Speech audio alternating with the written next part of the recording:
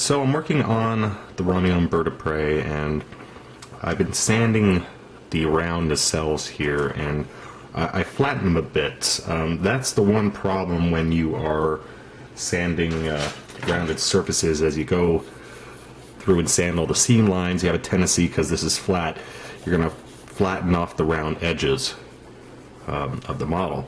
So there is a tool out there that is, I don't want to give the name because frankly I don't want to promote it because I think it's way overpriced, but there is a tool that you can use for sanding round surfaces, and it's way too expensive, I think, so I decided to make my own. What you want to do is take a brass tube. You can use a rod as well. I used a tube on mine, and get yourself some tube bending, they're not called springs, they're tube benders. I don't know exactly what they're called, but they're made by K&S. And you just put these on the tube, and this helps you bend it without kinking the tube. So you give it a nice even pressure. As I said, you can probably do this with rod as well, and you won't have to worry about kinking, but I use the tube. Next thing I did, after getting my, you want to form it into a U-shaped thing.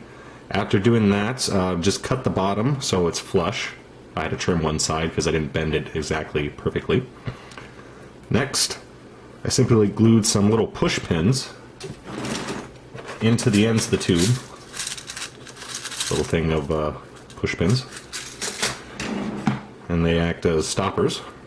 And then after that, I simply cut some strips of, this is 400 grit regular sandpaper.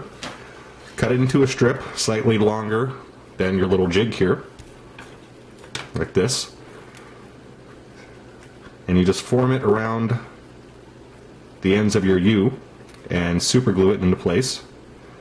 And when you put it on, you want to press this in a bit because you want this a bit taut. And that's it. This took me 5 minutes, cost me a couple bucks. The retail version of this costs around $25. So now, when you're sanding a round surface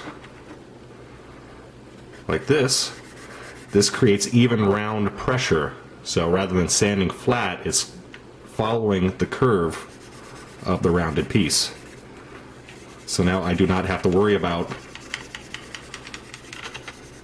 rounding off any round surfaces. And I can see right now, the way I'm standing here, I have a flat spot here. I should have used this from the get-go. And of course you can replace this with any grit sandpaper you need.